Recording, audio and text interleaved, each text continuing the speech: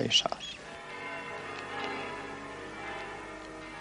בעת ההיא היה כבר הסכם מינכן פיסת נייר.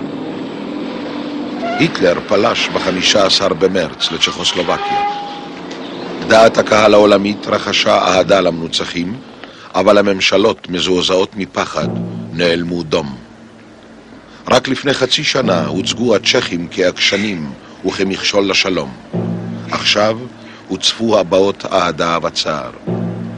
בריטניה לא נקפה אצבע אף על פי שערבה למענם בהסכם מינכן.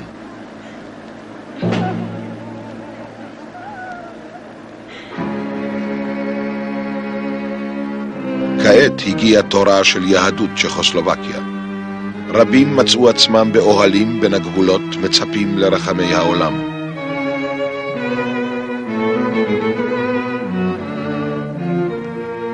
המוכן אתה לאפשר את קליטתם של יותר פליטים בארצות הברית, נשאל הנשיא רוזוולט, אך הוא הביע צערו. חוקי ההגירה אינם ניתנים לשינוי. And then they started searching countries. Where could we go? And as you probably all know, most countries closed their gates. So I remember people going to embassies and applying, and then there was hope that they would get a visa, and they were already talking about going to Mexico and places I don't know. And then suddenly there was the decision, no more visas to say, Mexico. And so there was always this hope and disappointment at the same time, almost at the same time. I remember queues standing at the American embassy in Berlin. I'll never forget this, queues of people standing for hours.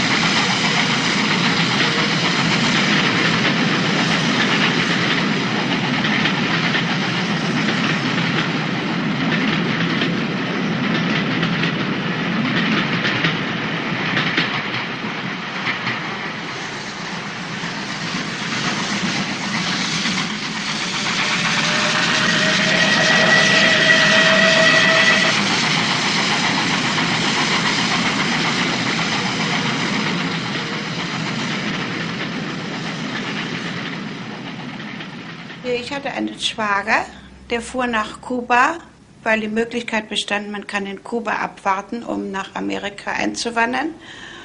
Und der schrieb uns eines Tages, wenn ihr eure Pässe nach Kuba schickt, dann kommen die visiert zurück und ihr könnt dann auch nach Kuba kommen. Mein Schwager besorgte die Visa und wir fuhren ab von Hamburg auf einem sehr luxuriösen Schiff, St. Louis.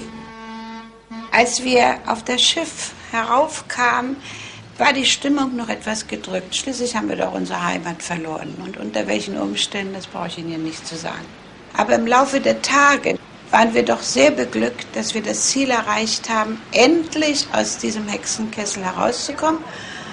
Und wir haben uns alle möglichen Vorstellungen gemacht, aber nicht damit gerechnet, was dann geschehen wird. Und dann kam die große Enttäuschung in Havanna.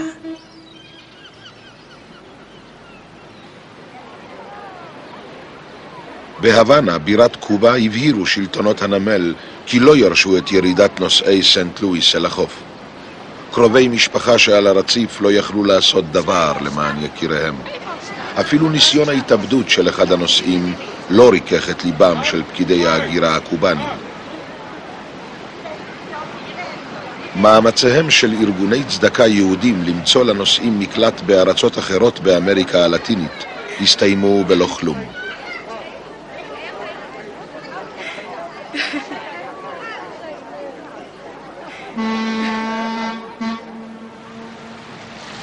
סנט לואיס נאלצה לעזוב את נמל הוואנה, אך בעוברה ליד חופי ארצות הברית הוזנקו לעברה ספינות משמר החופים ומטוסי סיור כדי למנוע מן הנוסעים להגיע בשחייה אל החוף. רב החובל פנה במברק לנשיא רוזוולט לאסוף את הפליטים, אך ללא הועיל. Zunächst einmal so war, dass wir uns nicht vorstellen konnten, dass uns Amerika, das so riesengroß ist, nicht hereinlassen würde, ganz gleich wo. Es gibt ja einige Küsten in Amerika, ja?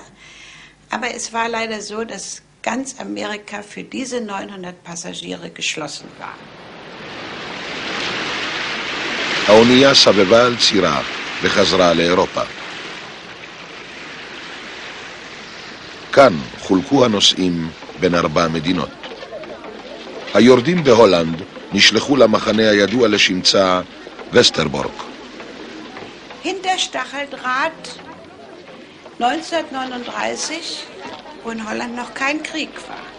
Wir kamen hinter Stacheldraht, nicht weil wir Juden waren, sondern weil wir Deutsche waren und weil wir zwar nicht illegal ins Land gekommen sind, aber immerhin war das nicht das Normale, dass da 300 Menschen plötzlich nach Holland kommen. Und in diesem Westerbork, wo wir jeder zu einer Arbeit eingeteilt waren, blieben wir bis 44 September. Und im September 44 kamen wir nach Theresienstadt.